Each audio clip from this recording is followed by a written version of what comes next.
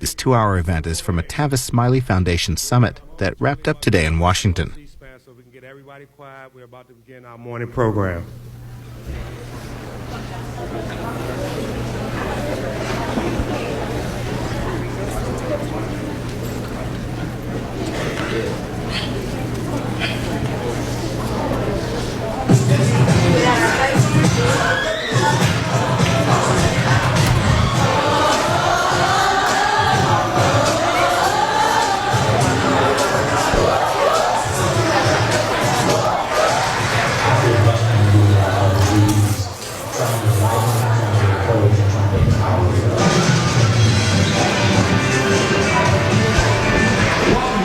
Live, I'm Tavis Smiley, the news contributor to the CNN family, delighted to be here and your host today, and that all week.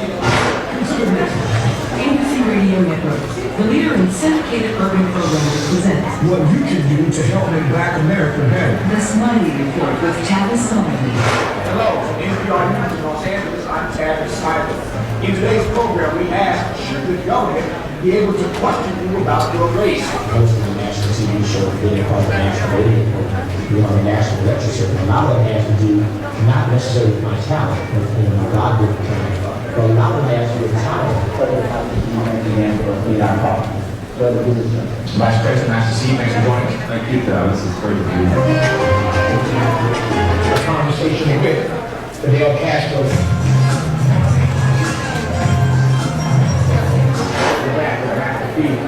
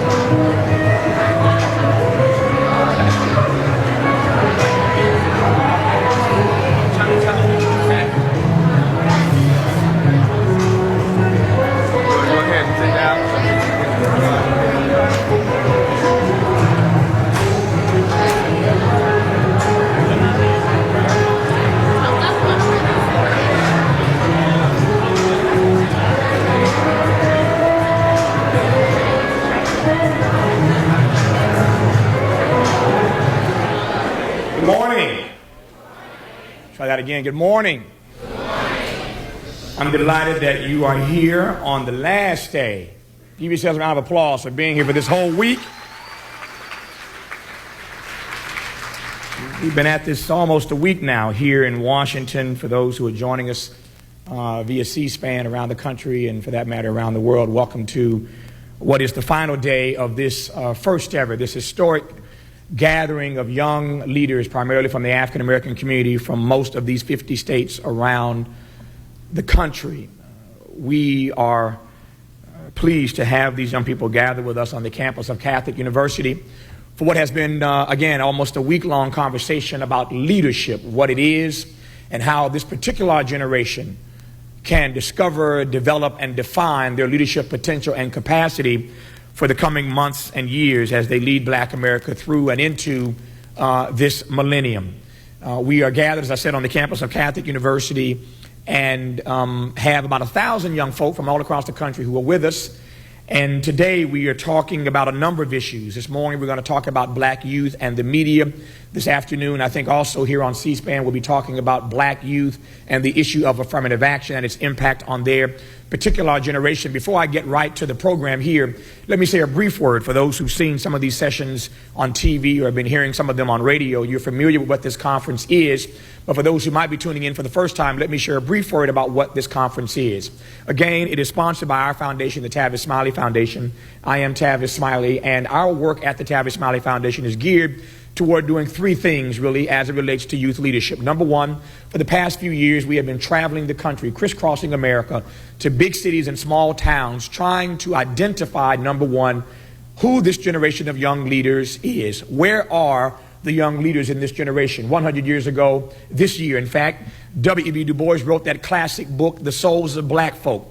As we celebrate the centennial celebration of the publication of The Souls of Black Folk, we are reminded that in that wonderful piece of work, Du Bois talked about what he called the talented tenth, and really challenged every generation of African Americans to discover and to identify that group of 10%, that talented tenth, who would step up and offer themselves up as servant leaders for their particular generation. And so for the last 3 years, we have been on a quest, again, in big cities and small towns all across this country, trying to identify who these young leaders are. Where are the young leaders in this particular generation? It is not lost on us that this generation represents the first generation of black leaders in this country who will assume positions of leadership and responsibility and authority, but do so without having lived through the defining, certainly the seminal moment of black struggle in this country, the Civil Rights era. It's not lost on us that just a few days from now, in this city of Washington, we will celebrate the 40th anniversary of the March on Washington. And so this generation represents the hope of Dr. King's dream. They have unlimited access and opportunity as never before in this place called America, but the challenges are greater now than they've ever been. And what happens to black America, and I suggest to all of America, because when we make black America better, we make all of America better. But the question is simply this: what happens to black America and all of America long term with a new generation of African American leaders stepping up, who have the capacity, who have the potential, who have the requisite ambition to be servant leaders, but they just happen to be, through no fault of their own, of course, the first generation of black folk to lead us in this country without having lived through the struggle that we celebrate in just a few days from now, 40 years after the March on Washington. We believe it is a provocative question, a critical question, and one that needs to be addressed. And so we started a few years ago trying, one, to identify who these young leaders are. Our work focuses specifically on the age group of 13 to 18. Of course, some of these folk now are 20, 21 in their third and fourth year and final year of college, so we're up to 21 years of age roughly. But this audience, about 1,000 young folk, is 13 to 21 in age, and so we're pleased to have them here, one, and we think we've done a pretty good job of identifying who the next generation of leaders are. Do you think we've done a good job finding you? So that's the first thing we've done, is to identify who these young leaders are, and as evidenced by their presence here for the last week, we know who they are. We can now track them. We have them in a database. The second thing we've tried to do after identifying these young people is to put them through a leadership training, a leadership development program. That program is called Youth to Leaders. Hence, this is the first ever national summit of youth to leaders who've gone through this program, been exposed to our work all across America. So one, we've identified them. Two, many of them have already gone through a youth to leaders development program. And thirdly, we thought it just made good sense to bring all these young folk together, to give them a chance to be exposed to each other, to enlighten, to encourage, to empower each other, to dialogue and discourse, to agree, to disagree with each other, but to establish the relationships and the bonds and associations and friendships and strategic alliances to network with each other. We are determined that out of this conference, a young Malcolm will have met a young Martin, that a young Ida B. Wells will have met a young Harriet Tubman, that a young Thurgood Marshall will have met a young Asa Philip Randolph, that a young Dorothy Height will have met a young Rosa Parks. That's what this conference is all about. And we are now in the final day of this conference. It's been a great week here in Washington, talking and engaging and, quite frankly, listening to, most importantly, these young people as we have dialogued and not so much monologued about the leadership challenges facing this particular generation. And so we've discussed all kinds of topics over the last few days here at this National Leadership Conference. Today, as I said a moment ago, there are a couple of major topics we're going to tackle. This morning, we want to talk about the intersection of black youth and the media. I've often said that when you talk about young black men in particular, you see black men on television in one of two positions. one of two roles you see them starring in: handcuffs in the front or the handcuffs in the back.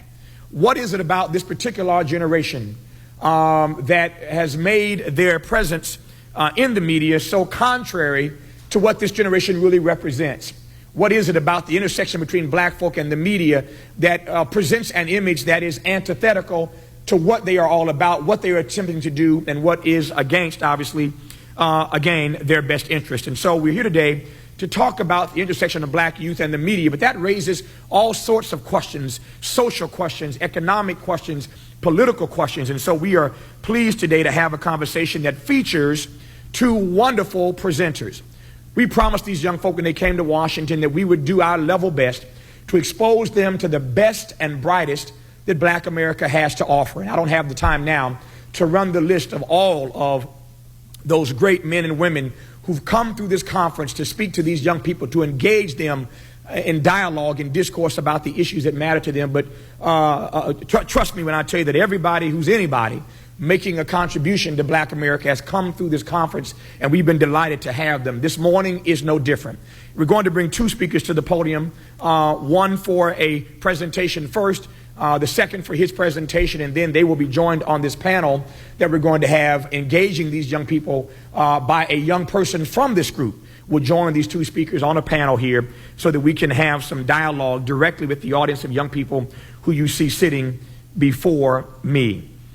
It is my pleasure to expose these young people to one who they may have heard of, one who I know they read, but have never had a chance to meet or to dialogue with. His impact on the social discourse, the political discourse, the economic discourse in this country is growing every single day. He is a syndicated cartoonist. His strip is read in 300, 400. The number keeps growing so fast, I've lost count. But hundreds of newspapers across this country every single day.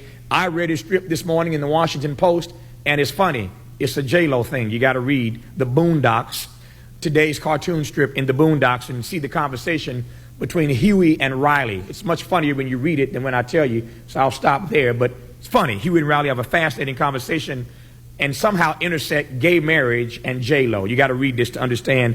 I know I've confused you now, but anyway, read the Boondocks today to see what Huey and Riley are saying about the intersection of those issues. But every day, with two young male African-American characters, namely Huey and Riley, this particular syndicated cartoonist has a lot to say about the issues that this generation is being forced to grapple with. He's a graduate of the University of Maryland, and as I said earlier, has a voice every day that's being heard and offering a perspective on the pages of our newspapers that has never been there before. He's done something historic. I mentioned to these young people, mentioned to you, I guess yesterday or the day before, that there are two kinds of folk in the world: originals and repeaters. You don't want to be a repeater. Folk who don't have an original thought of their own. All they do is go through life repeating stuff they've read, repeating stuff they've heard. But you have to be an original thinker, and you have to be a person who thinks critically. He does this every day, and he makes us laugh in the process. I've always believed if you can get folk to laugh, then you can get folk to listen. And there's no better example that I am aware of a person who gets us to laugh and to listen every single day in newspapers all around this country and indeed around the world. And he is part of the best and brightest that black America has ever produced. Please welcome the creator of the Boondocks, Aaron McGruder.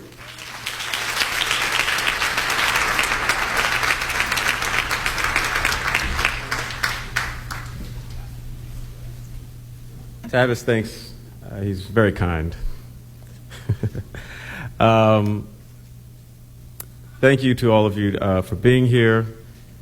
Thanks to the audience for C-SPAN. I've got my phone here to keep track of time, so if it goes off, I'm not trying to be, not trying to be a baller. I'm just trying to keep track of the time.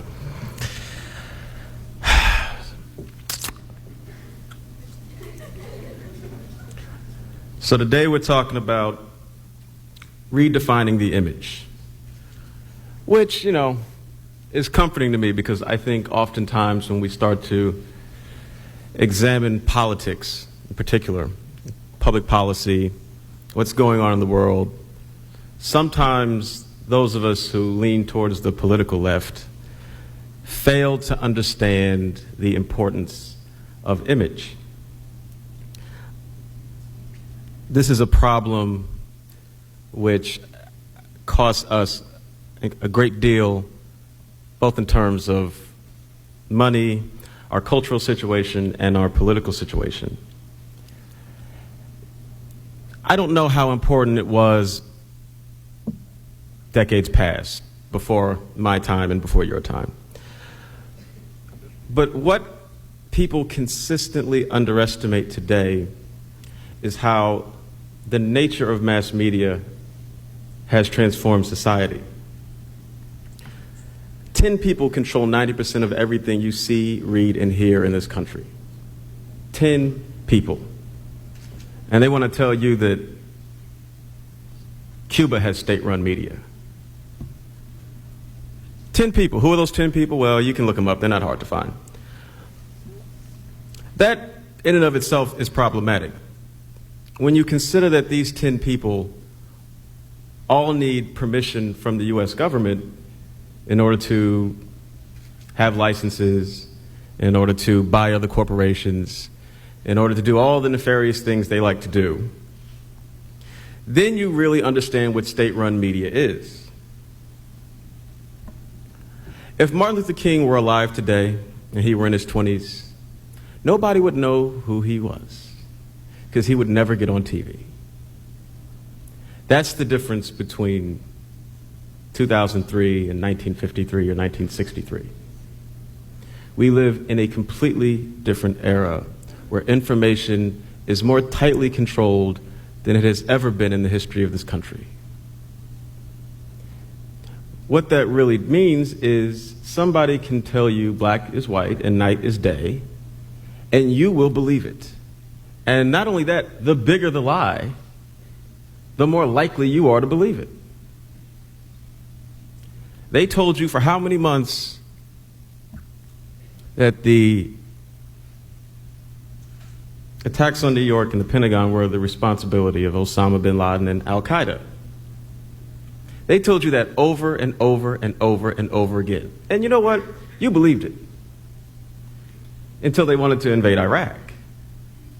Then they told you it was Saddam who did it. They just told you a completely different thing. And you know what? Nobody said anything. Everyone, well, okay, sure. Now, you guys are smart, so I know some of y'all had to be asking questions. Some of y'all had to go, oh, this ain't sitting right. But the vast majority of Americans believed it. How many of y'all are old enough to remember, well, I guess none of you are old enough to remember Iran-Contra. I'm barely old enough to remember Iran-Contra. But I won't get into that. There is such a limited amount of truth available for you to acquire, to digest, and to apply. This is not an accident, and it's not just a conspiracy against black people. This is the world in which you live today. As leaders, the most important thing that you have to remember is that the nature of power changes. These people who run the world, they may not be good people. In fact, they're really, really bad people. But they're not stupid people. Rarely do they make the same mistakes twice. Meaning, whatever worked before, whatever strategies, whatever tactics, whatever plans were really successful 30, 40 years ago, they're not going to work anymore. They've learned those lessons. We're coming up on the anniversary of the March on Washington. One of the most memorable moments in American history. Something that has ingrained itself in all of American culture. Because we can look, we can remember all of us seeing the footage of all those people, Martin Luther King, the speech, the singing, all that stuff. It was a big deal. Then we had the Million Man March, 1995. We've seen that. That was the response. It wasn't that big a deal. It was a big deal for like a week. Y'all are probably too young to remember that, but you know, we all went, we felt good. It was like a moment. But there was something that felt a little old. And then there was a Million Mom March and a Million Black Women. There's been like 500,000 people marches since then. To the point that when we're on the verge of the Iraq War, no, actually after the Iraq War started, some 400,000 people march in New York City. And they don't even get on the news. This is what I mean when I say that the nature of power has changed. The Civil Rights Movement, what was so amazing about it was that there was a brand new tactic. Mass media was new. Television was new. And they realized that they could use this new thing to their advantage. That they would be showing people the oppression that black Americans face, and it would be beamed across the world. And it would be the first time these images were being seen in this nature. And they used it masterfully, and it worked wonderfully. But in 2003, nobody cares about your march and your picket sign. And even if they did, they'll never know what happened. Because you won't get on the news. This is what image is. This is what we're talking about. Wrestling control of information from those that have it and those that don't want to be honest. Those that want to use that information to put a stranglehold on the entire planet. So those same people who are, you know, flipping through and they're watching Fox News and they're watching CNN and they're watching MSNBC and they're being told how popular the president is and all of that stuff. Then they flip a few channels over to BET and they watch You Act Like Idiots. And that's all they see. They only see you acting like idiots. And you can get mad if you want. You can go, that's the media. Okay. Yeah, it's the media, but they're still watching you act like idiots. And every week there's somebody new on television acting like an idiot. And they look like you, and they dress like you, and they talk like you. Are y'all mad at that? But are you really mad? And if you are mad, the question becomes, what do you do about it? The interesting thing when you talk about the media and the media and the media and the media and the media, and they making us look bad. One, please take responsibility for yourself, because, you know, those are real black people up there looking bad. But two, it's really good to have these discussions of the media's doing this, the media's doing that. Well, guess what? The media's been doing the same thing for a minute, and they're going to keep doing it. So now that we've established that, we actually have to get into the very tough and unpleasant discussion of how to actually change the media. To that, you have to understand how the media works. You have to understand who these companies are that control everything you see and hear and read. You got to know about Viacom. You got to know about Sony. You got to know about News Corp, Disney, Bob Johnson. You have to understand the system that produces the images that you see. Many of us like to think it's a bunch of white people sitting around in a smoky room going, I wonder how to make black people look bad. I moved out to Hollywood about 4 years ago. And let me tell you, I wish it were that simple. But it is nowhere near that simple. The first thing to remember is that what drives this country is money and profit. Generally, most things that are going down today are going down because of money and profit. Absolutely. The wars, the peace, stocks, and every single TV show you watch. Believe me, what you see on television when you turn on CNN and you turn on MSNBC, that's entertainment. News is what people try to suppress. News is what they do not want you to know. What you're seeing is fun and games. What you're seeing is what's put out there to keep you stupid. Now, I know that sounds really conspiratorial and all of that stuff, but let me tell you, I've been in Hollywood for 4 years now. I've been working in the newspaper industry for a bit longer. Information is controlled. Absolutely on every level. And then I have these discussions and people go, oh, right. Like the White House is really calling people, telling newspapers, don't run this story. They are. The White House calls newspapers, the White House calls musicians. Are you going to put a video out? Nah, we don't think you should do that. Don't get it twisted. It's that controlled. Everything you see is there because someone wants you to see it.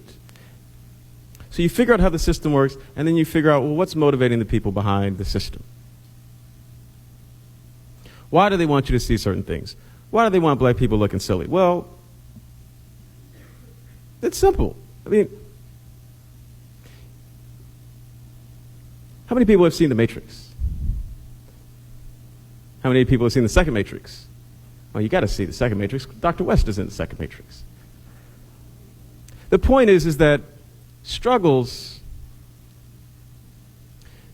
used to be organized and planned a bit differently.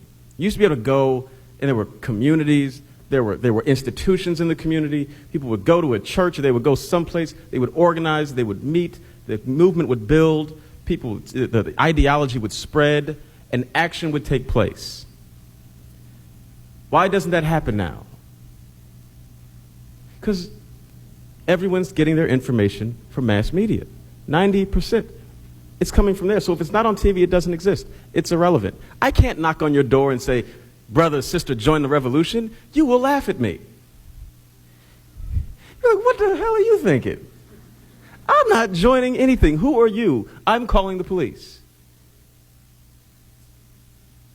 I was having an argument with some young people in Cuba about this very thing. Why is there no revolution in the United States?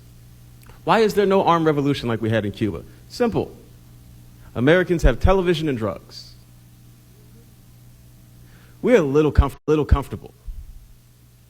Actually, you know what? We're really comfortable. And black people, we have it bad, and we somewhat self-aware, but we don't have it so bad that we're ready to pick up a gun. We don't even have it so bad that we're ready to go to jail.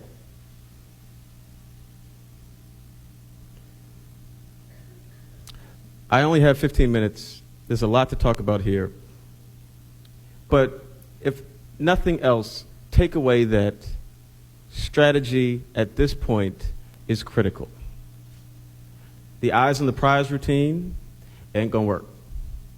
Times have changed. One must move on. There is a very close similarity between Hollywood and politics. The right wing knows it, the left wing does not. That's why we run people like Al Gore and Ralph Nader for president. And I voted for Ralph Nader. Because we don't understand that you got to be a movie star in order to be elected president. Literally. And now you got to be a movie star to be elected governor of California.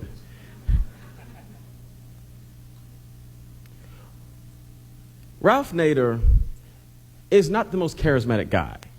But you know what? Neither was Bush the first. How many people remember the first Bush? There we go. Well, Bush number one was this nerdy guy that nobody liked. He didn't have any charisma. He had a lot of power. But he really wasn't very photogenic. He just wasn't that guy. So they said, okay, we're going to stick you with Reagan. Reagan was a movie star. Everybody liked Reagan, at least everybody white. Reagan made white people feel good. Bush, nobody really cared about him. But he knew that the only way he was going to get to the White House was behind Reagan. Maybe it's a coincidence that right after he got in office, somebody tried to kill Reagan. I don't know. That would be a conspiracy. I don't get into conspiracy theories. But the point is that Ralph Nader does not need to be running for president. And thankfully this year he's not. Why? Image. Be smart enough to understand that it's image. If you're Ralph Nader, you don't run for president. Ralph Nader's the nerdy guy from high school you wouldn't hang out with. That's who Ralph Nader is. If you're Ralph Nader, you find a really good-looking guy who's articulate and handsome, and you tell him what to say. And he gets elected president. That's strategy. That's just taking that extra step. Like, you know what? Is it superficial? Yes. Is it silly? Yes. But it matters. I'm going to say this here because it's so important. Al Sharpton's haircut matters. It matters. Because he's running for president. It matters. Should it matter? No. But you know what? It does. That's image. Don't be naive about the power of mass media and the power of image. It controls more than you think. I sell angry black politics to 20 million white people a day. How do I do it? Because they're cute. That's it. That's the long and the short of it. If I drew characters that actually look like Huey P. Newton and Louis Farrakhan, I would be drawing this strip in my basement. Nobody would have ever seen it. I said, wow, I wonder what happens if you just take the politics that mainstream America hates and put it in a really cute package. How do they handle it? Hey, I'm seen by 30 million people on Sunday alone. Image. We often complain about black culture, how negative it is. We talk about rappers. We talk about, all the stuff when we talk about the objectification of women. We talk about the nihilism. We talk about all of this stuff. And these are all valid critiques. But one thing I know from the few rappers I do know, a lot of these guys who may not be the most positive guys, they are very serious about the business of entertainment in a way that a lot of the goody guys are not. Understand that no matter what message you have, you better be captivating your audience first, or nobody's going to listen.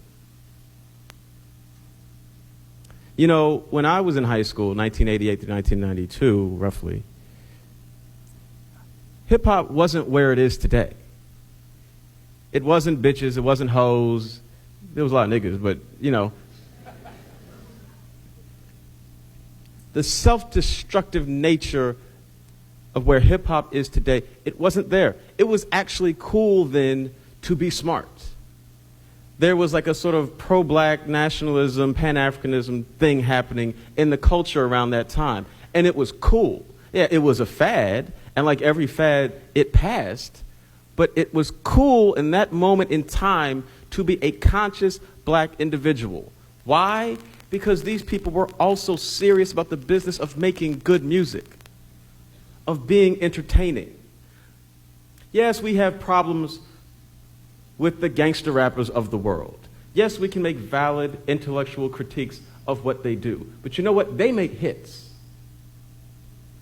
The Black Eyed Peas are corny. No, let's just be honest. They're corny. And look, I really like the fact that they don't talk about all the things. They don't talk about ICE, and they don't talk about, Bentleys and all. But you know what? I don't listen to them. Because they're corny. And you cannot move black people if you're corny. Black people are not checking for you if you're corny. Is that right? No. Is it fair? No. Is it kind of silly and superficial? Maybe. But tough. That's the world you live. It's okay to be positive, but still be good. We face this question a lot when you're in Hollywood. Positive black entertainment. And I'm all for positive black entertainment. But again, Don't be boring. Don't be corny. Find out how to reach your audience and reach them. That's the sophistication that is needed. There's a million black people standing around on a street corner talking politics, and nobody's listening. Nobody. There's a bunch of people with websites writing about conspiracies and writing about what black people need to do.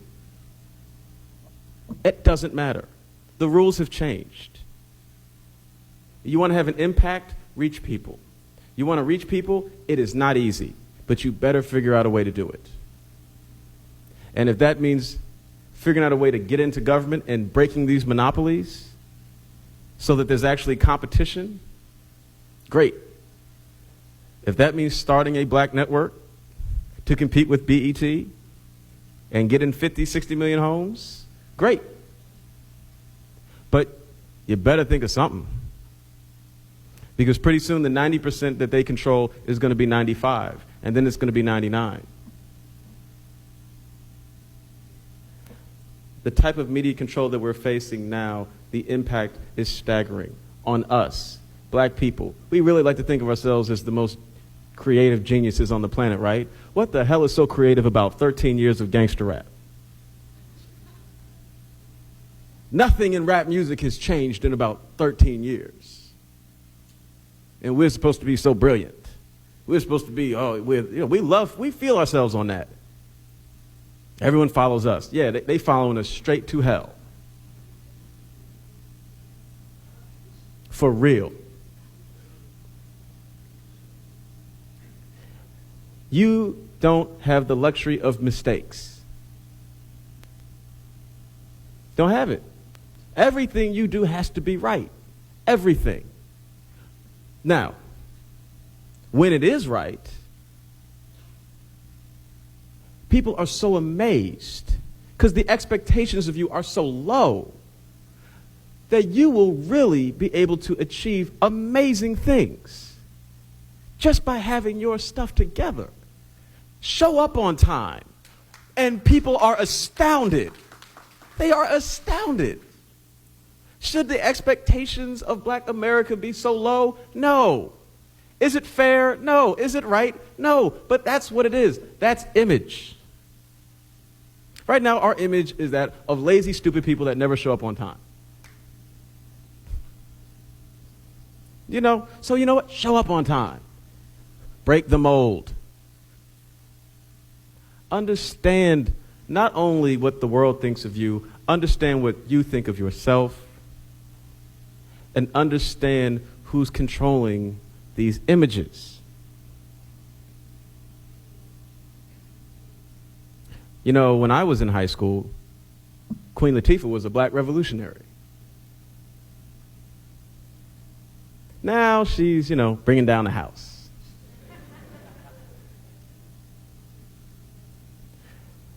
That's a big difference. Now, the Queen Latifah, who was a black revolutionary, was broke. Bringing down the house, Queen Latifah is rich. They call her Dana now.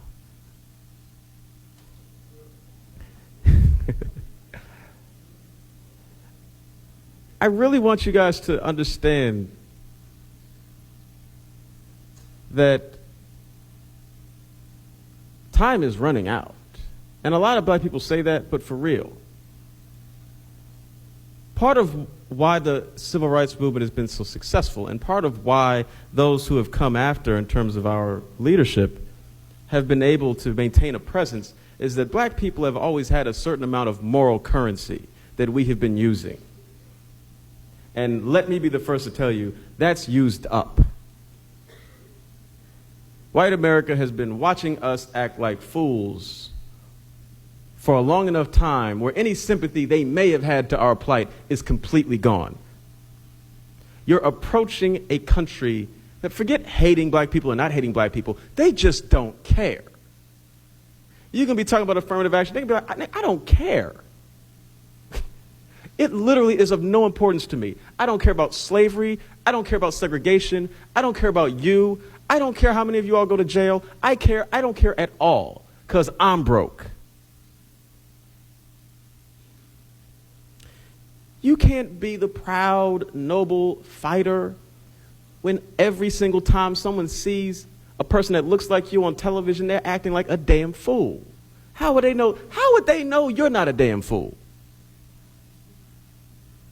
They're going to talk to you? Yeah, right. This is what we're facing. Now, this was not a very motivational speech because I'm not a motivational speaker.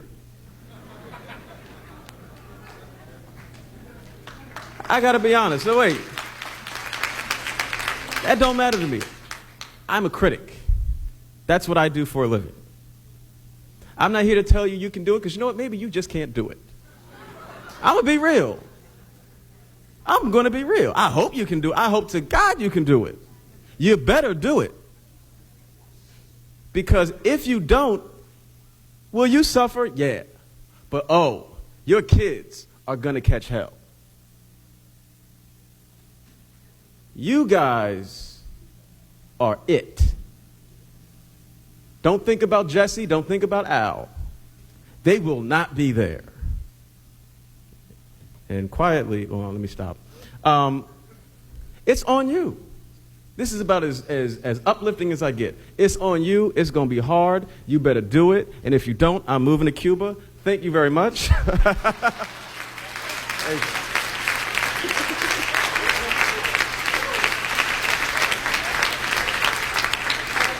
Y'all give Aaron McGruder some love up in here.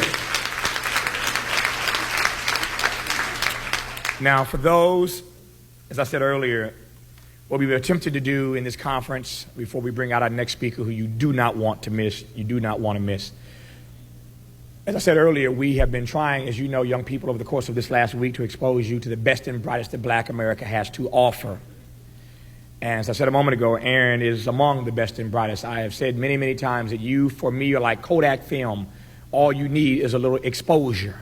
And I'm sure that once you get the exposure, that the picture that's going to develop of your future is going to be a beautiful picture.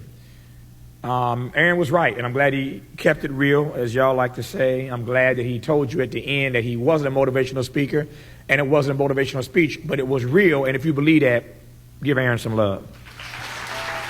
He kept it real. And that is precisely what your generation says it values. And because you started that, keep it real, and you say you value that, I hope that you appreciate his presentation. Trust me, if you don't now, you will in the coming months and years. But in the interim, when you get back home, if you have never heard of Aaron McGruder and never heard of the Boondocks, when you get home tomorrow, I want you to start reading every day. What? That wasn't loud enough. What? One more time. Read the Boondocks every day. Huey and Riley are funny characters, but they're giving a message every single day. And I want you to start reading. There you go, when you get home tomorrow. Aaron, thank you. Aaron's going to join us here in a little while on this panel with some young people from this audience, along with our next speaker for some conversation with this audience.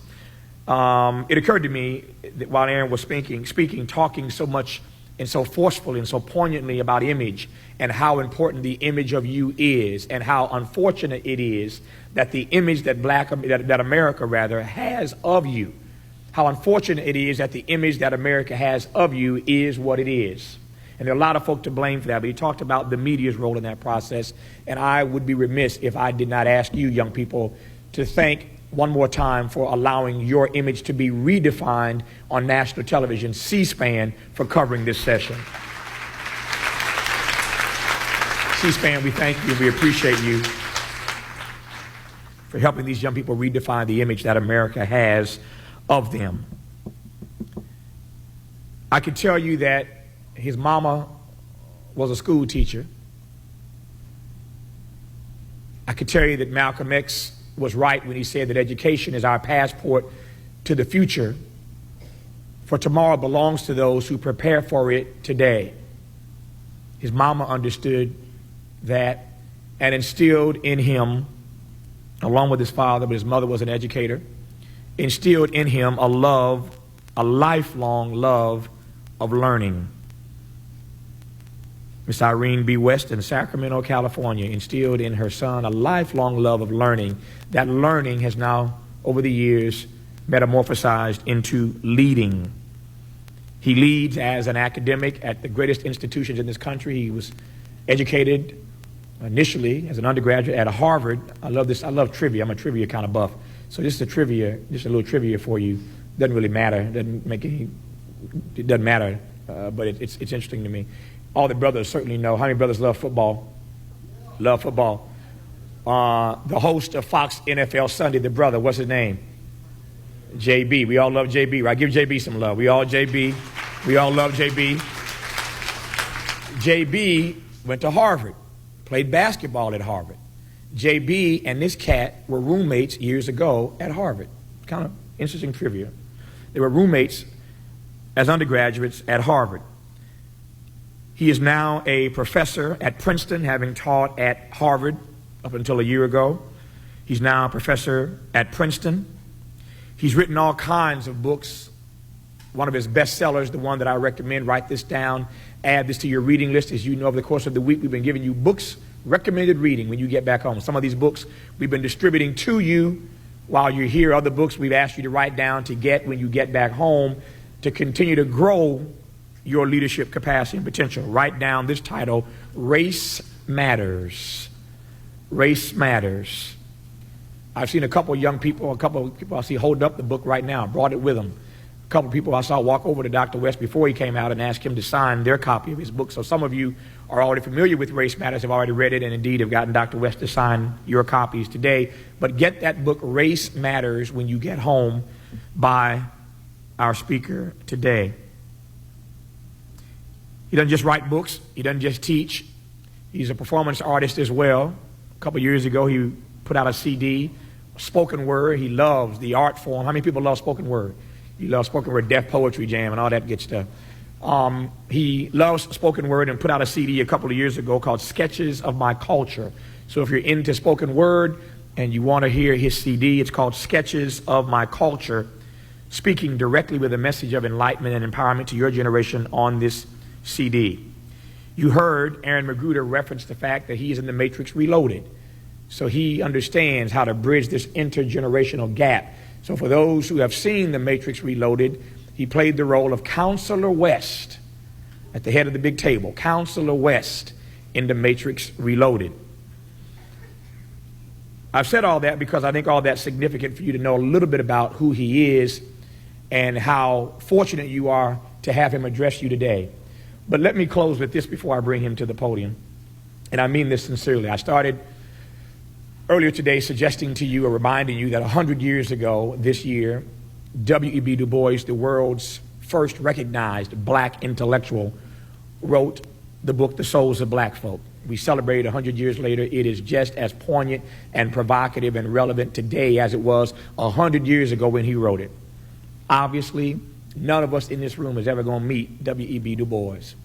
Obviously, none of us in this room will ever be in the same room with a W.E.B. Du Bois. Obviously, none of us in this room will ever have direct access, an opportunity to dialogue and engage W.E.B. Du Bois.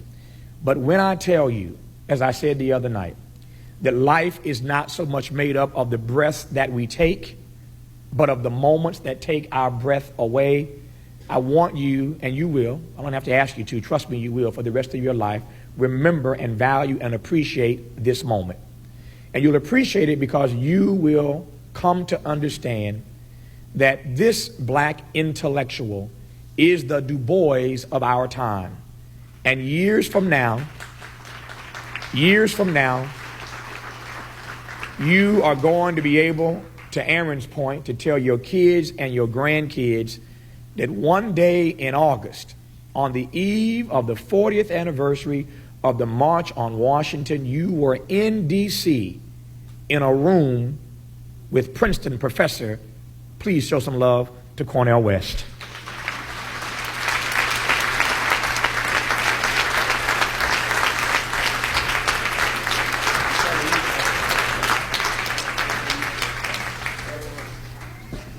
Oh, what a blessing to be here. Let's give Brother Tavis Smiley a hand. Nothing like him in his generation. Nothing like him in his generation. Not only constituting this gathering, but in so many other contexts. He plays such an important role, and he keeps such a gentle spirit, and that's what I want to talk about this morning. Tavis Smiley is a paradigm. He's a model in so many ways, and I hope that each and every one of you are inspired not simply by what he's doing, but what he also represents. If we're talking about redefining image and preparing young black folk for leadership, we're talking about approaching it with a certain kind of spirit. Now, I was blessed this morning to meet Brother Jonathan Quarles and Sister Elicia Wyman and Sister Hosanna Turner. Let's give all three of them a hand. They're young leaders, co-chair and help bringing us together, but they're approaching it a certain kind of spirit. We heard it with Brother Aaron McGruder. He's a historic figure. Now, what do I mean by certain spirit? I mean that they decided early on, and I want each and every one of you to decide right now to aspire to greatness. Aspire to greatness. Say that with me. I aspire to greatness. Say it louder than that. I aspire to greatness. Why? Because you come out of a great tradition. A tradition of struggle, of Sojourner Truth and Harriet Tubman and Ida B. Wells Barnett and A. Philip Randolph and Ella Baker and Curtis Mayfield and Aretha Franklin and Tupac Shakur. I'm talking about greatness. I met Tupac when he was 10 years old in Reverend Daltrey's church, House of the Lord Pentecostal Church, where I used to lecture every Wednesday, where his blessed mother Finney would bring him, and he'd sit right on the front row and watch me run my mouth. And you know what I told that brother? Aspire to greatness. Now, greatness is different than success. I'm not telling you to be successful. A whole lot of folks successful, not too great. A whole lot of folk have public notoriety, not too great. First sign of greatness, especially as a young person, is self-respect, self-confidence, and self-love. And the benchmark of greatness, you read it in the New Testament. He or she who was great among you will be your what? Your servant. It's measured in the form of service. Are you willing to serve? Are you prepared to serve? So I want to begin a brief reflection on you aspiring to greatness, because it's not a plaything. Much depends on whether you're able to achieve a certain level of greatness in the form of service to others. That's why you've been selected. Why? Because you're disciplined. You've got tremendous talent, and you have great energy. And the question will be, can you exemplify and enact this aspiration to greatness? And let's begin first with Socrates. Why do we begin with Socrates? You all know who Socrates was? You read Plato's text. Socrates had big lips, flat nose, huge neck, pot belly, walked around with one shoe. Remind you a little bit of John Coltrane on the stage sometime, playing the saxophone with one shoe. But what was Socrates about? Aspiring to greatness in the form of what? Saying the unexamined life is not worth living. Let me say that again. The unexamined life is not worth living, which means the examined life is painful. The first step in your attempt to aspire to greatness is to muster the courage to think critically for yourself, because the unexamined life is not worth living. What Socrates called parrhesia, frank speech, plain speech. the best of hip-hop, the best of the rap musicians. And I'm thinking of Chuck D. I'm thinking of Lauryn Hill. You see. I'm thinking of Tupac. I'm thinking of those rap artists and hip-hop figures who exercise frank and plain speech in the form of eloquence. And eloquence is wisdom speaking. They muster the courage to think critically. Part of the challenge of not just the younger generation, but all of us, is that we're locked into too much conformity, too much complacency.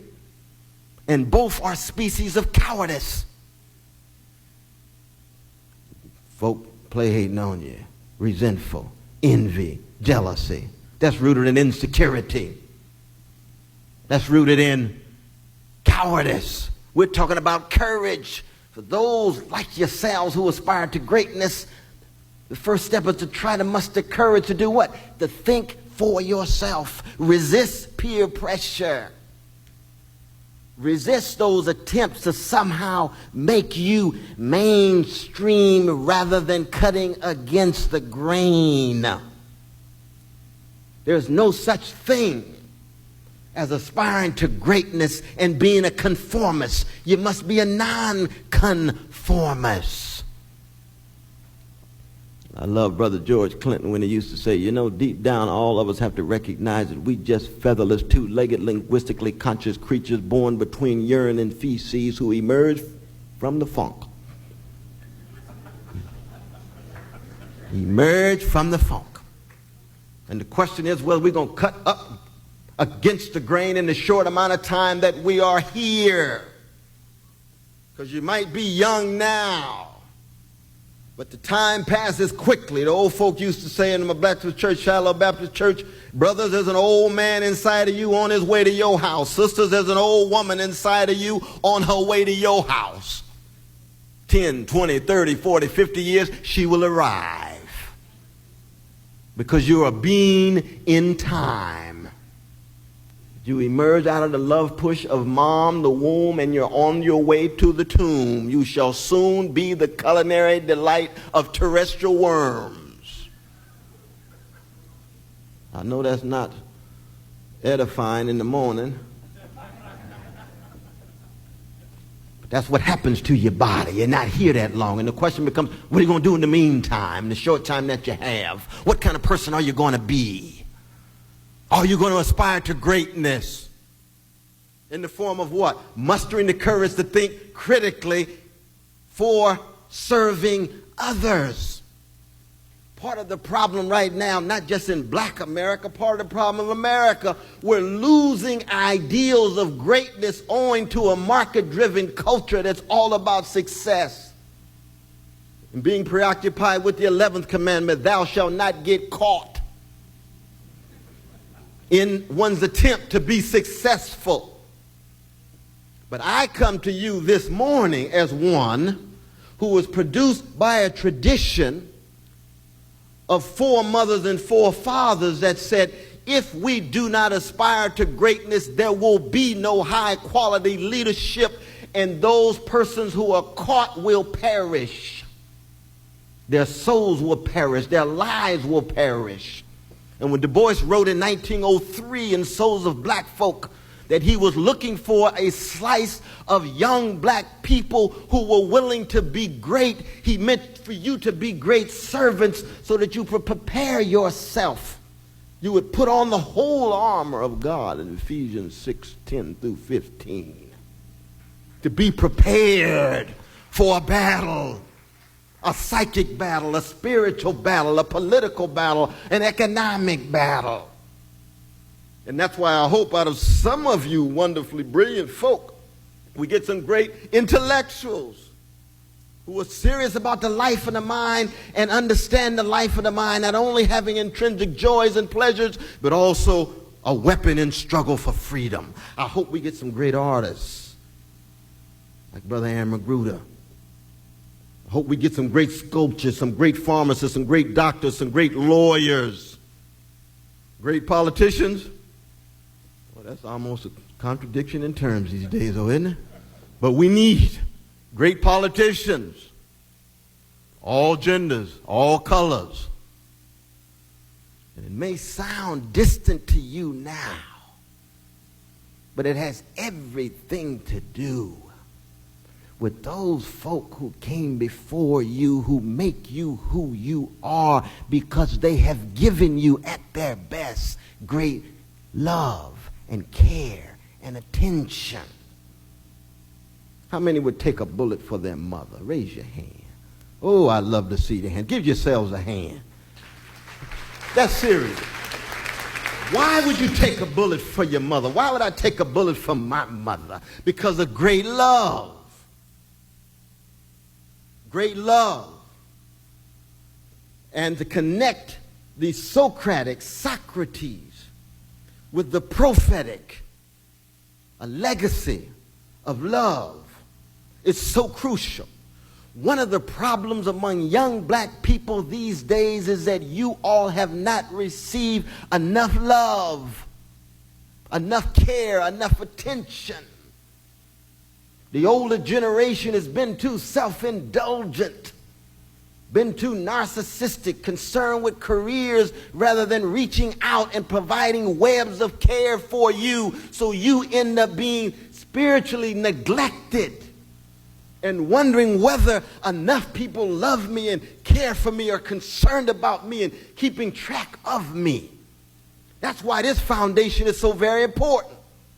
Because once you come to this foundation, Brother Tavis Smiley's telling you, I'm going to keep track of you from now on no matter what you do. Because you are that important. And you see, when I was coming along 30 years ago, I had so many folk keeping track of me, I had to hide sometimes. The preacher, the coach, the deaconess, my brother, my mother, my father, my uncle, my aunt, they were keeping track of me. These days, you all don't have enough folk keeping track of you. You don't have enough folk keeping track of you. And the result is what? We got a love deficit. Now, how does a people who have been so hated as black people, so hunted as black people, come to terms with also not having enough love? It takes the form of self-destruction and self-violation, treating each other in a demeaning way, degrading each other. And that N-word that's used all the time, we tend to make fun about it, but it's got something else going on too. Because if you think lowly of yourself, then it's easy to think lowly of people who look like you. And you can put them down. You can blow them away. You can treat your women like somehow they're less than human, just an object of your consumption, and treat your man as just a vehicle for your living large. No people can survive with that low level of aspiration. We're aspiring to greatness. And that's why the love is so very important. How many of y'all have heard John Coltrane's "The Love Supreme"? Yes. And more of you plan to listen to it, I hope. How many of you read Toni Morrison's "Beloved"? How many of you listened last night to R. Kelly's "Step in the Name of Love"? Oh, yeah. R. Kelly got issues now, but he's a talented brother. Oh, yes, he's a talented brother. We need to criticize all behavior that demeans anybody. But we also need to affirm genius. R. Kelly's a complicated brother. He deserves serious criticism. I got a daughter. I don't want her to become involved in certain kind of activity. But I also love his music. "Step in the Name of Love" gets me moving. Oh, yeah. Because what R. Kelly is articulating is not just something individual and personal. He knows that love is a way of life. It's a culture. He says it's something you have to live and breathe, especially if you come from a people who are so hungry for love because of the self-demeaning and the white supremacist bombardment coming at us. And part of the problem in black people has always been we do not love ourselves enough. It's a deep problem. Believe we have the wrong hair, lips and hips and nose and skin texture, pigmentation. And you can love yourself and love white brothers and yellow sisters and red brothers and brown sisters, but you've got to love yourself. That's where your self-confidence comes from. That's the basis of your aspiration to greatness, but it has to spill over, so it's just not deifying yourself, but rather putting yourself on the same human level so that you can be great, a better servant, because you prepared yourself. I cannot overemphasize this because I get excited. I get inspired when I see so many talented, disciplined young folk like yourself. I just turned 50. I don't really look it though, do I? I just turned 50. And I'm blessed to be alive, right? I had cancer a few years ago, didn't know I was going to make it or not. So to be able to have this chance to spend this quality time with you, and I hope and pray that each and every one of you are serious about that promise of aspiring to greatness. And to be great doesn't mean that you're better than other people. It means that you have a calling to serve other people. That you can make a fundamental difference, not just in your life, in the life of others. That's why Socrates, that's why Jesus, and the best the prophetic Judaic tradition, the best of the prophetic Islamic tradition, make a difference. A courage to think for oneself and the courage to love in such a way that you're willing to live and maybe even die for other people, beginning with mama. Last but not least, I'm going to bring this to a close. We have a good time for dialogue. You all have been very patient, and I appreciate it. There is the issue of democracy. The Socratic, the prophetic, and the democratic. And democracy is about what? It's about what Sly Stone called everyday people. Y'all know Sly Stone is? All right. James Cleveland, call them ordinary people. Y'all know the great James Cleveland? Absolutely. The lives of everyday people, the lives of ordinary people have dignity. What's the name of the Negro National Anthem? Lift every voice.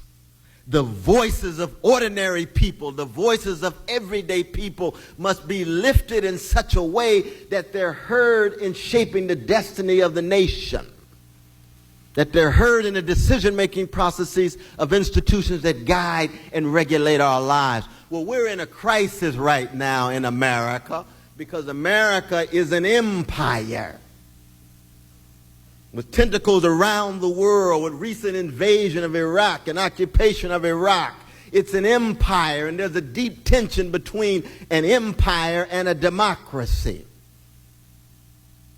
And part of your challenge in this 21st century, in your aspiration to greatness, is not only to learn to think critically for yourself, is not only to learn to love yourself and others in such a way that you're willing to serve them in a significant manner, but it's also to fight for democracy against empire, against imperial power. And it seems like an abstraction, but it's not at all. How many have friends in the Army right now? Look at how all the black folk got friends in the Army. The U.S. Army is a working class and lower middle class army. It is a major extension of the American empire. The well-to-do don't have large numbers of relatives in the Army. It's my cousins, friends in the Army. And if not there, in the prisons, and if not there, here on C-SPAN, working hard, being disciplined and highly talented. And we don't have enough of the images of what you all are doing in the public realm to see young black folk who themselves are willing to dedicate themselves to greatness such that they're quality servants and fighting for democracy against the worst of the American empire. Arrogance, hubris, manipulating folk, exploiting people's labor, concern fundamentally with prophets the way Brother Aaron McGruder was talking with such insight and courage. I know that's a whole lot to put on you. And I believe that you do have what it takes. I believe that you can meet the challenge, but only after tremendous work, tears, sweat, and a little fun.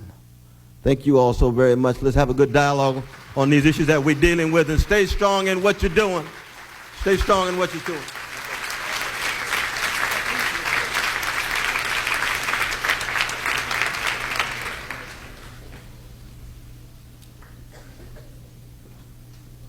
I know you can do better than that. For Professor Cornel West. Aaron McGruder joined us now on the panel on the end. Please say hello to a member of the National Planning Committee, a sophomore at Smith College. She's one of your own, Hassani Turner.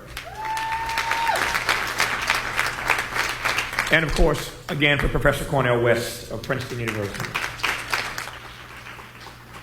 Hassani, I'm going to do this a little different than I've done all the other panels. There's so much stuff, good stuff, that was put out in these two presentations by both Aaron and Cornel. Let me just give you a chance to share some of your initial thoughts, and you can kick off what will be roughly 30 minutes of interaction with this audience. Young people, get to the mics right quick because we're going to be really tight on time here. I know many of you have questions and comments you want to ask of Aaron and Professor West and Hassani, so please get to those microphones. I'm coming there in just a second with your questions and comments. Hassani, why don't you share some of your initial thoughts, and that you can kick off this conversation in that way. First, I'd like to say that this is an absolute honor to be on this panel of distinguished gentlemen. I am so pleased and happy. Aaron stated that the media is a powerful tool, and that statement is very true and very important. One thing that I saw this summer was a movie called Bowling for Columbine by a man named Michael Moore. And if you haven't seen it, it's very important that you see that movie. One thing that he does is he questions the media's use of fear throughout America and how America views black people as a result. And if the media uses fear to show a particular side of what blackness is supposed to be and what blackness represents, and the media is a powerful tool, then where does our mobility lie? And so one thing that we must do, and one reason why this conference is so essential, is that we must take our mobility for ourselves. If there is a certain image that is being articulated and it doesn't equate to what we represent, then we must show our image by ourselves. Let me ask you how it is you think that your generation can hold the media accountable. I just want your thoughts and move to this audience. I'm not trying to put all the pressure on you, but Aaron talked about changing how the media does what they do. And it's a high mark, it's a high watermark to be certain, but how do you think your generation can best hold the media accountable for the image that is so often, too often portrayed of your generation? Well, one thing that Aaron McGruder does that I notice is that he constantly questions contemporary culture. Oh, you noticed that, huh? Yeah, definitely.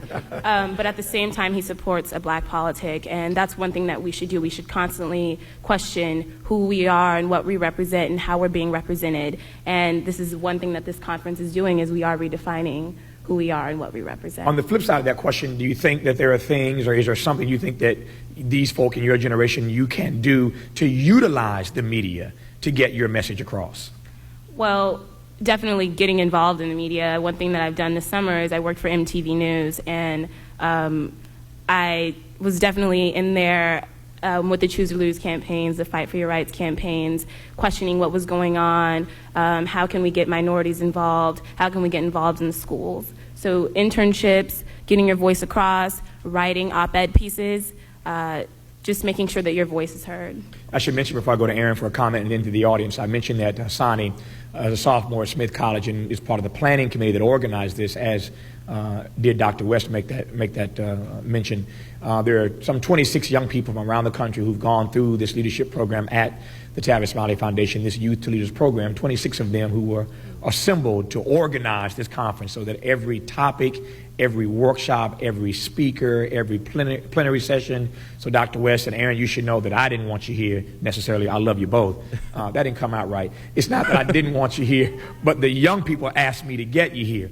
So they put together a list of everything they wanted and how they wanted it done. So it's 26 young people who actually planned this conference. Asani is on that committee. I thought I better explain what I meant when I said the planning committee. But I digress on that point. I didn't mean to say, I love you, Aaron. What's your comment, my friend? The important thing about when you're talking about the corporations that control the information is that, we can look at them, the 5 or 6 or how many of them there are, and we get frustrated, we get angry at them as corporations. But understand those corporations are made up of people. And some of those people are actually just like you and I. And the important thing is to not be so frustrated by the system that you just turn your back completely on the system, which is what so many young conscious people do. And they decide that the way they're going to make a difference, they're going to do their own thing, and no one ever sees it. The reality is that the Boondocks you only see because of corporations. When we do the TV show and the movie, you're going to see it because of Sony, you're going to see it because of Fox, you're going to see it with these same corporations that I'm critiquing right now, because you have to deal with the situation as is. You really, really do. Now, this is me speaking. It's not Huey. Huey would say something different. But I'm saying that, when you're talking about strategy, you got to deal with the hand that you're dealt and make the most of it. Michael Moore is a prime example. Michael Moore puts his books out. He's critiquing the same corporations that are publishing the books. And if they drop him, he goes to another corporation. And he's rich. So, Michael's a great example. You should see Bowling for Columbine, but understand, you don't have to just go outside the system. You can, but you can also make inroads in the system if you're smart. All right, let me go to the audience. You know how this works. I need you to make your comments or your questions very brief. Work with me today. We're on a really tight schedule. C-SPAN is kind to stay with us and cover this session, this part of the program, rather. So let's make the best of it by getting as many questions and comments from as many young people as we can. We'll start here. Yes, sir. Give your name and school, your name and where you're from. Anthony Harris, San Antonio, Texas, senior at East Central High School. Mr. McGruder has already spoken about how his message is, how he had to change the way he conveyed his message in order for it to come out. But my question is directed towards Dr. West about how have you had to alter your message or in order for us to understand it? And has it been compromised in any way, and do you feel upset about doing so? Also, one more thing, I'm giving you an opportunity to plug, because I'm watching on Bill Maher, and I was giving you an opportunity to plug your book. I hear you have a new book out, Mr. McGruder, and I'm wondering what it is and when it's coming out and all that. We'll let Dr. West speak first. That's kind of him to give you an opportunity to plug your book. Thank you. We appreciate that, I'll young send man. you a royalty check. Thank you very much. How kind of you, sir. All right, Cornel, go ahead. Well, I appreciate the question, though, brother. Just very briefly, that I had decided a long time ago to aspire to greatness in the form of being a servant that tries to tell the truth. When you love people, you hate injustice. When you hate injustice, you try to tell the truth about the causes of the injustice so that it can be overcome. And I try to do that in the context of the university. Try to do that in the context of the studio. Try to do that in the context of film. Try to do that in the context of the streets, the church, the mosque, the temple, the synagogue, the street corner, even at the nightclub to give me a little chance, So that whatever context, you become multi-contextual because of your one vocation of being a truth teller and an exposer of lies and trying to bear witness in one's own imperfect way. Aaron? Real quick on the issue of compromise, don't confuse compromise with strategy. You make the decisions you have to make in order to get your message out to the widest number of people to do the greatest good. Now, that's a constant decision. It's a constant process of self-censoring, of being checked by others, because you want to stay in those mediums. And my challenge is always to be truthful and honest while maintaining my client list. Because without the client list, nobody knows who I am. Nobody reads what I'm saying.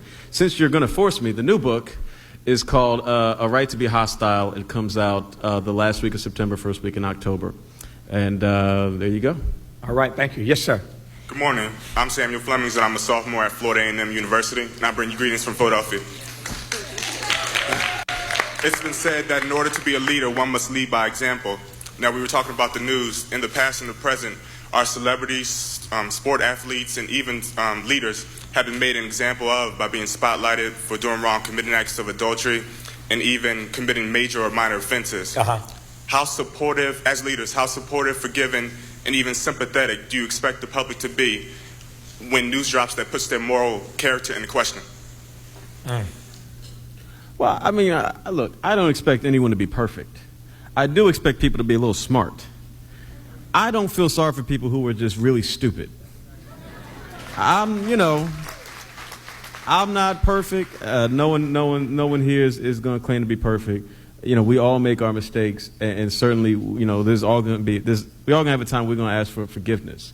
But if you're not trying to help yourself, if you're not smart enough to make basic decisions for your own well-being, I have a real hard time investing energy to help you. That's just me, and that covers not just athletes, but a lot of things. I think it's important to keep in context what we mean by crimes. You see, that the kind of thing that Kobe Bryant or R. Kelly and so forth, these are things that warrant some attention. But the crime that we see perpetrated by the White House, Wall Street, the corporations, these things are tremendous weight and gravity that we downplay. Now, I happen to be a Christian. I'm proud to be a Christian, and therefore I believe in forgiveness across the board. I don't like revenge. I love justice, and I take forgiveness seriously because we all fall short. So I pray for Brother Kobe. I pray for R. Kelly. I pray for all the folk falling short. I hope somebody's praying for me. Because I'll fall short.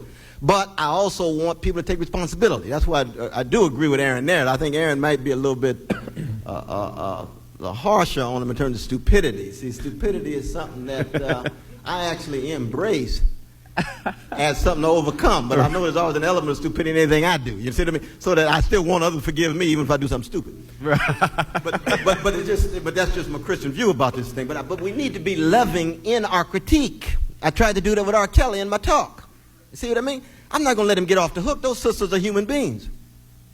But I also love the brother, partly because of his genius and also because he's a child of God. Yeah. Two things. One, they are still, as we all know, presumed innocent until proven guilty. Let's just say that, number one, for the record.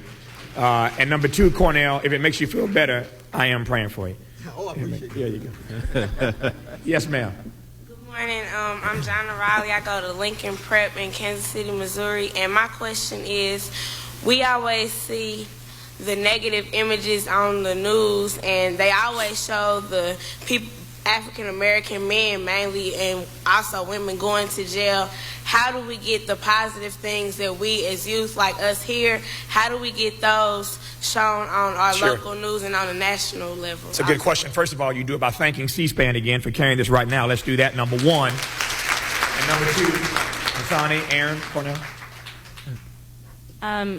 I just say having more events like this, articulating your viewpoints through writing news stations and also through your money, and that's by watching positive images of black people, just voicing your opinions and letting them know how you feel and showing them that, hey, you are a consumer and you have a voice. What Hassani's raising is the issue of selective purchasing, selective buying, selective viewing. That's what Dr. King and those in the movement talked about years ago. In that regard, the strategy has not changed. You support the people who support you. If they don't do right by you, you don't do right by them. And so we've got to start making, back to what Aaron talked earlier about, some tough choices. You got to have the courage and the conviction and, most importantly, the commitment to make the right decision to support the right people and stick with that until they do right by you. But it means making choices and not willy-nilly spending your money and offering support to people who really don't deserve it. Yes, ma'am. Good morning. My name is Lalade Babalola from Pensacola, New Jersey. The issue of getting sensitive information through the media has been brought up before, and people have suggested that we should maybe read newsletters from other nations through the internet so maybe we can see how other countries view America. So my question is directed to Mr. McGruder. How else do you feel that we can get real information through the media about our people? That was nice for her. She called you Mr. McGruder. Oh, I know. I'm getting old. I'm getting old. The problem with the internet is, you know, it's a million voices screaming into the darkness. You don't know who you can believe and who you can't. The problem with the mainstream media is that you know you can't believe them. So this question comes up a lot, which is, well, who can you trust? This is why history is so important. Because when you have a true understanding of history, then you can look at what's going on in the world, you can look at the lies they're telling you and read between the lines and get a good grip of what the truth probably is. The reality is there's no easy way to acquire the truth. There's no website I can give you. There's no author I can give you to read. That's why the understanding and knowledge of history is so important, because anybody can lie, and anybody can deceive you. Cornel, you're an academic. In terms of it occurs to me obviously that you're teaching students every day, and your role is that of a truth teller. If one of your students were asking you this, what would you say to them about how they go about establishing that what you're saying, what anybody else is saying to them, is truth? Well, I do think that there are certain views that are better than other views. So that, for example, if you're reading Noam Chomsky as opposed to Neil Ferguson, Noam Chomsky strikes me as more persuasive. You all know Noam Chomsky, the towering intellectual who writes about U.S. foreign policy? Write his name down. Gore Vidal, too. Gore Vidal, he's got some truths to tell. Michael Moore. Michael Moore, the sister from India, Arundhati Roy, R-O-Y, and they have some deep truths to tell. He's got text. That's for me. Oh, that's for the thing. I thought you got showing Chomsky's book. But so that I do think that there are certain authors and certain viewpoints that are better than others, but we must be skeptical. That's part of what the Socratic orientation is all about. And we must be supportive of the folk who are being critical. You see, I think Dead Prayers ought to be a bestseller. I think Kindred ought to be a bestseller. Why? Because they are speaking truths that people need to come to terms with. And if you don't support them, then they can easily become marginal, and the mainstream becomes, 50 Cent, anybody who's out there with something to say. That doesn't cut too deep. I don't want to put 50 Cent down, but compared to Dead Prayers, he's not weighty. Not in terms of his weight, but in terms of what he got to say. You see, I know y'all got quiet when I said that because you like it. God bless the brother. Dead Prayers got more to say about what we're talking about. Real quick, also take comfort in the fact that a lot of the lies they're telling are not that hard to figure out. It doesn't take, a rudimentary knowledge of history. You don't even have to get deep, because they are assuming you have no knowledge of history, because most Americans don't. Over here. Hi, my name is Shannon Sharp, and I'm from Columbus, Ohio. And I wanted to speak on what Mr. McGruder, he was saying that 90% of the media industry is controlled by 10 people. What would you say would be the best advice for us to try to take back some of the 90%, like immediately, so we could get our face on there and have a positive image out? That's one. Someone's got to figure out a way to get the Nazis out of the White House. Ouch. I mean, that's a huge problem. But however you got to do it, whether you got to make a whole lot of money so you can buy some senators, look at how the system works. Look at how other people control the government and do what they do. One thing that you have to respect about the right wing is that they will steal, lie, cheat, and murder to maintain power. They do it because that's how the game of international and global politics is played. The problem is what they're lying, cheating, stealing, and killing for. But, understand that this is not a nice game. It's ugly. If you're talking about really getting into the game of power and you're not willing to do whatever it takes, you don't need to get into the game. Al Gore won the election and is not president because he was not willing to do what it took, and Bush was. So, if you be prepared to get your hands real dirty if you're really trying to change things. And again, look at how they do it, because they're winning and we're not. And, keep your moral center as best you can, but understand that, look, revolutions, if looking at a place like Cuba, you got a guy like Che, who's an idealist, and you got a guy like Fidel, who's kind of a gangster. And it really does take both. The idealists usually die young, but inspire generations that come after. The gangsters live to run countries. Over here, to my left. Hi, I'm Brandon Middleton from Chicago. Chi-town, I see you. My question would be two questions, actually. Is the image of black people now, or our younger generation, worse than what you would say it was back in Dr. King's day, how the white people saw the black people? And two, As black people are getting more intelligent and moving forward, how hard would the struggle be once we're knowledgeable to take that 90% over? What steps should we take, and how hard will that be? Will the struggle be? I can only assume that question is meant for Dr. West, as she's the only one who was around with Dr. King. Oh, brother, that's a profound question, though, man. Because I would argue that the image is basically the same. The white supremacist image of black people as hypersexual and hypercriminal was around since the first African stepped off a slave ship. You see, the difference is that our black communities and black institutions are weaker. So our black family, the black church, the black mosque, the black synagogue, the black network in music, the apprenticeship networks and athletics, they're weaker, so that those vicious images are more internalized among black youth because the armor is weaker.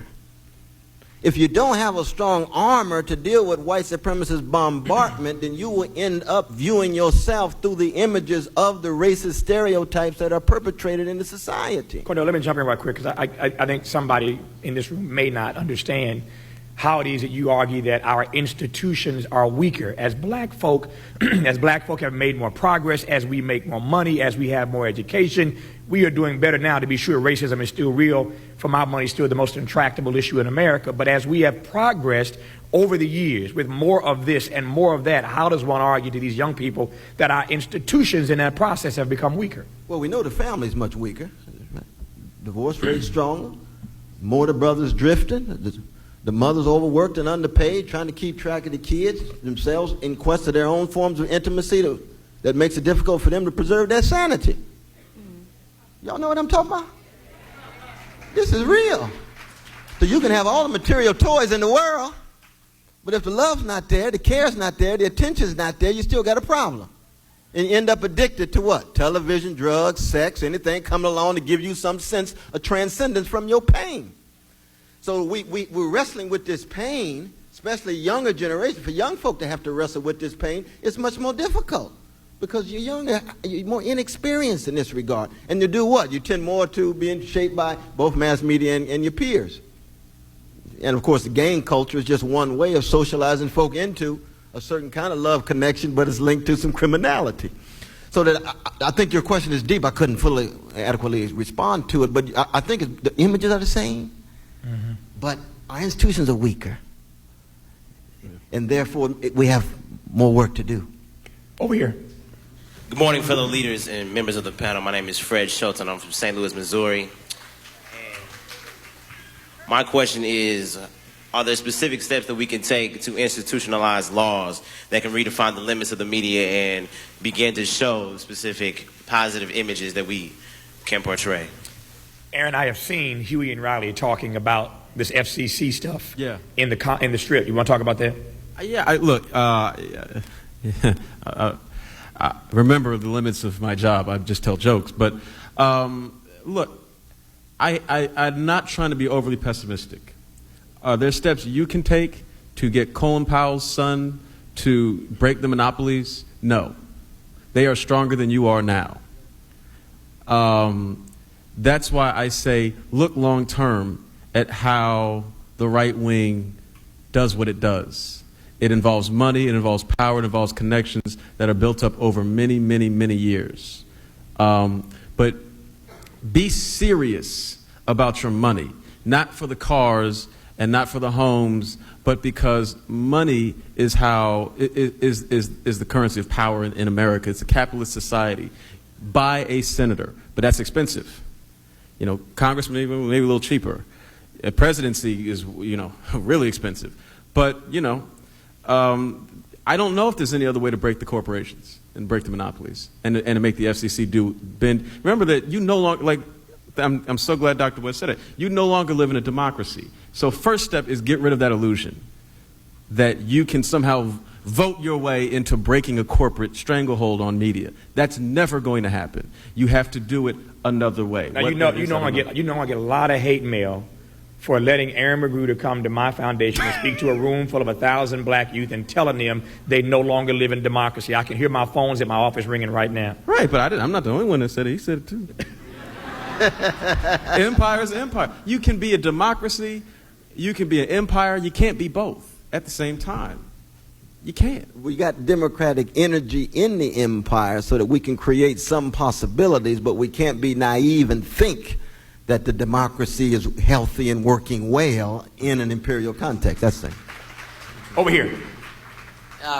Good morning. My name is Adrian. I'm from Arlington, Virginia.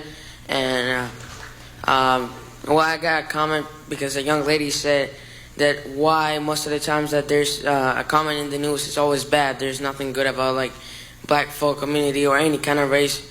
There's the news are always bad. Even though some good happens, they'll put it in the news because people want to know what happened to black community or any kind of community, and it's always something bad about them. There's nothing positive about it.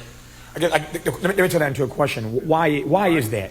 Why is it that every single thing on the media about children of color, young people of color, happens to be negative? Well, she mentioned Bowling for Columbine, which is why it's so important to see that movie, because he delves into this question. And the basic idea is, if you get teased with a news story saying, you know, the air you're breathing might kill you, film at 11, you gonna watch. And that's about money. That's about scaring you into watching. And, I mean, all these terror alerts is scaring you into not only watching the news, but scaring you into doing whatever the government tells you to do. Fear is a very, very powerful manipulative tool, and it is being used to excess at this point in history. Propaganda, fear, all this stuff. I mean, to me, that's what it is. And I think also there's a fear of the power of young black people. That young black people have created the most powerful culture, hip-hop, the most powerful music, rap in the last 35 years. And that's from the street. That's from the block, you see? That's tremendous power. That's spiritual power. That's creative power. That's musical power. That is now an empire, economic empire around the world. So there's a deep fear that you all have so much power you don't even recognize. You don't even realize it. They fear your intelligence. They fear your creativity. They fear your imagination. And the question is to exercise it in such a way that it aspires to greatness and doesn't fall into these ugly traps of racist stereotypes. I got 4 people, 2 on this side, 2 on this side. I'm going to try to get to all 4 of you in 5 minutes. Give me a quick question. We'll get a quick response. Yes, sir. All right. Thank you. Good morning. My name is John Marsh. I'm a delegate from the Mighty 4th Region.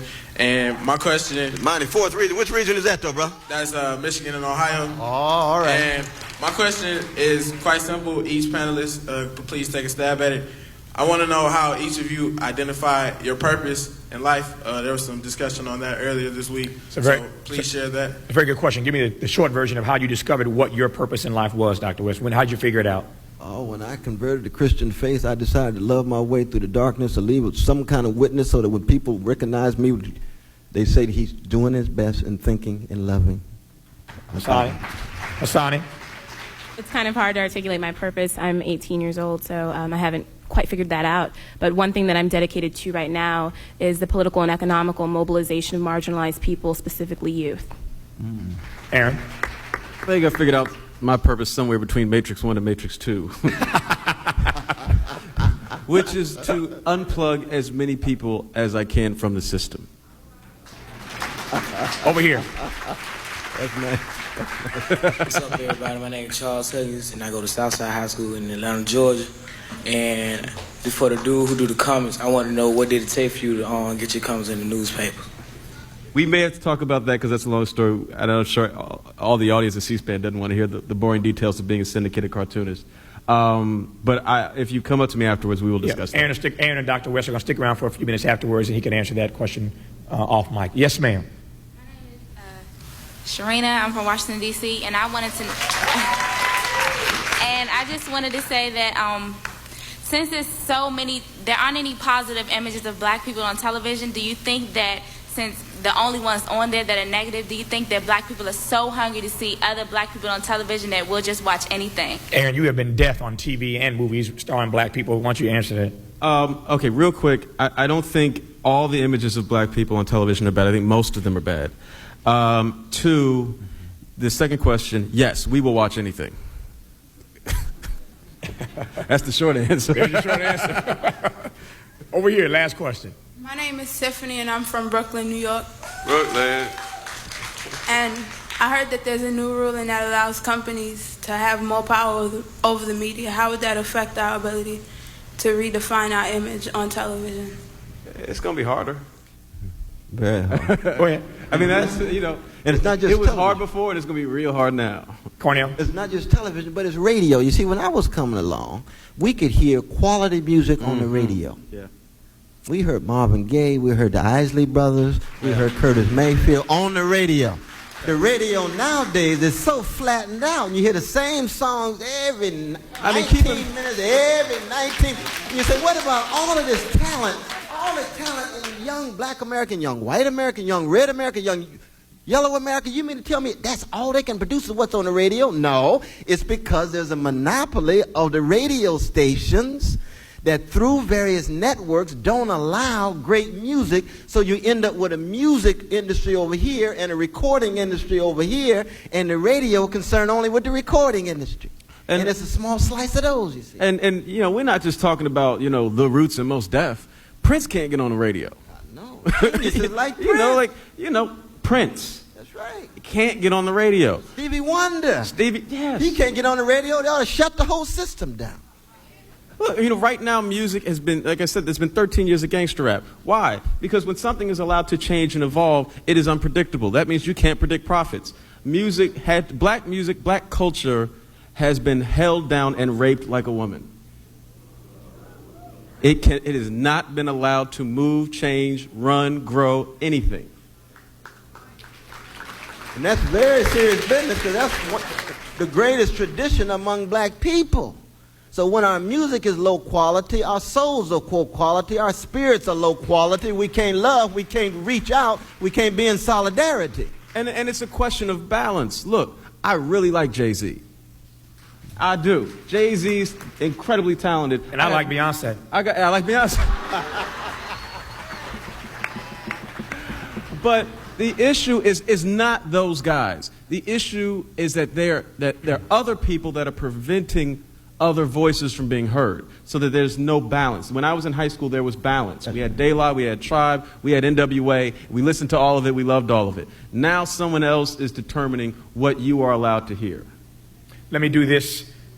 I want to give each and every one of our panelists a brief opportunity to share their final thought. And what I would like to do is to say, to get each of you to address the issue of why, in fact, it is that you remain hopeful. I know that Asani Turner is not here. I know that Aaron McGruder is not here. I know that Cornel West is not here.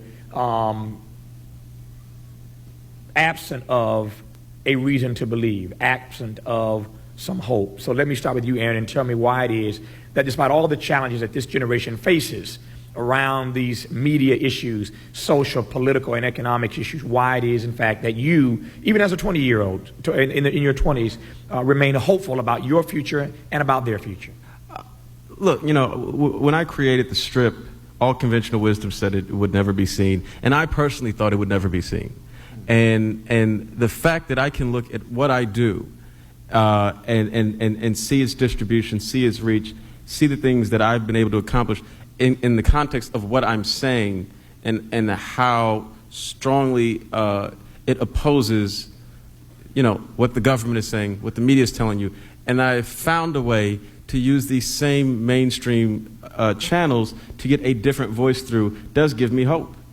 You know, I can't say everything is terrible, because if it was, I wouldn't be here. I would not have a career. So clearly, things are possible. It's just a question of finding the right way to go about it. Let's thank the creator of the Boondocks, Aaron McGruder, for being here today. Thank you, Aaron. Sonny, you're 18. You're just getting started. You got to remain hopeful. So tell me why it is that you are hopeful about your future.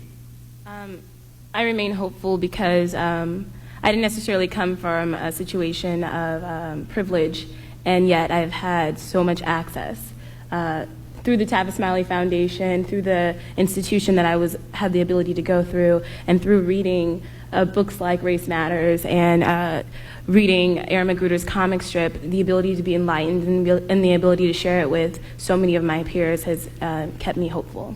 Thank Asani Turner for organizing this conference, along with her peers, and for being on the panel today.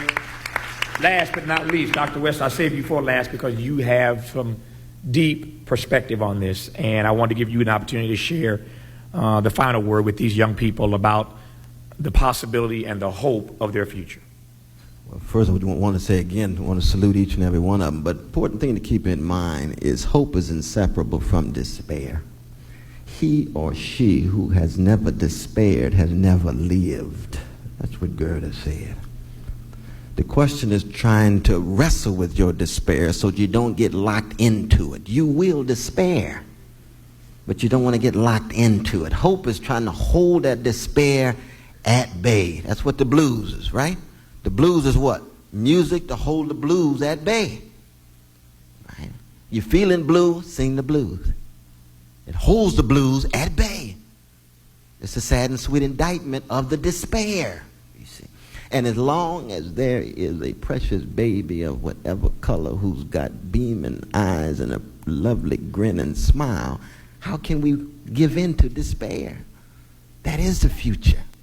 And thank God that people did not give up on us when we came along as young folk. And that's part of the great tradition that you all can be a part of if you aspire to greatness.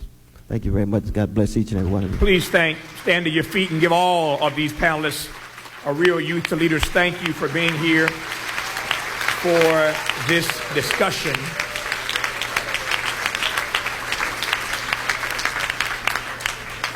You can take your seats. I believe C-SPAN 1, number one, C-SPAN is about to leave us right now.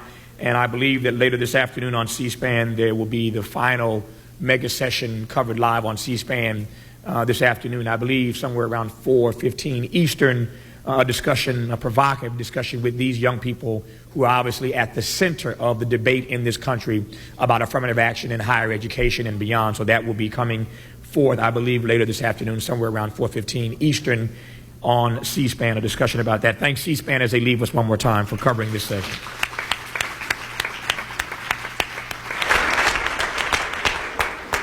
For those who, I know that I'm going to get a couple of pictures. I believe that Aaron and Dr. West are going to stay around just for a few minutes here in just a moment before you leave here to go to your sessions. That's number one.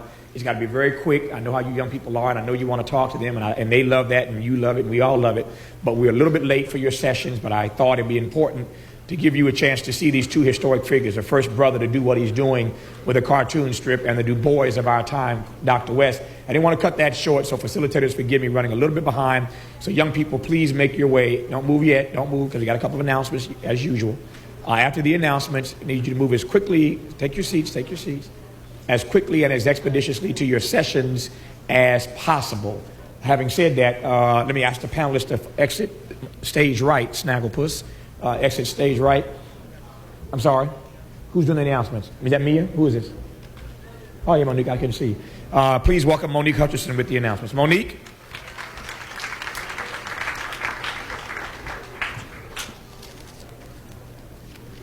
Okay. For the Youth Ventures people, your lunch is in room 321. Checkout for all students is at 10 o'clock. Chaperones are on duty this morning and team leaders are on duty this afternoon. Lunch for team leaders and chaperones is at 12:45. It's in the third floor cafeteria. Also, for students who are going on class tours, you want to make sure that you all get to the buses. They leave at 10:15 and at 2. And the buses will be outside the present room. Can we go now?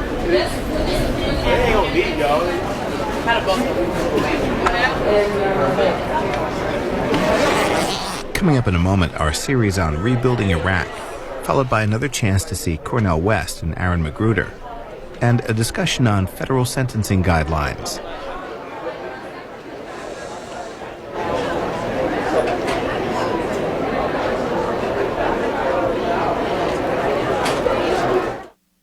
Tomorrow here on C-SPAN 2, a speech on libertarianism and public policy.